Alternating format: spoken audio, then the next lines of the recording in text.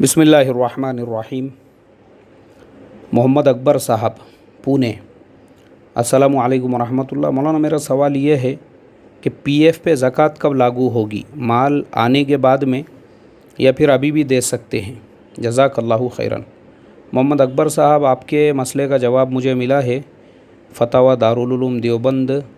तो दारुल उलूम देवबंद ने इस सवाल का जवाब ऑलरेडी दिया हुआ है और यहाँ पे लिखा हुआ है कि ज़कात इज़ नॉट वाजिब on PF amount right now.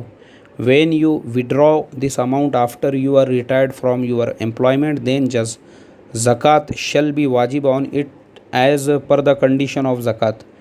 This amount also carries the same routine as of PF and no ज़कात इज़ वाजिब ऑन इट राइट नाउ। तो इससे ये पता चला कि जब तक आपका पीएफ आपके हाथ में नहीं आ जाता उस वक्त तक उस पर ज़कात वाजिब नहीं है। जब पीएफ आपके हाथ में आ जाएगा और आने के बाद जब आप हिसाब करते हैं उसके हिसाब से फिर उसके आप ज़कात का हिसाब कर सकते हैं, लेकिन अभी फ़िलहाल तो आपके ऊपर उसकी ज़कात वाजिब नहीं है।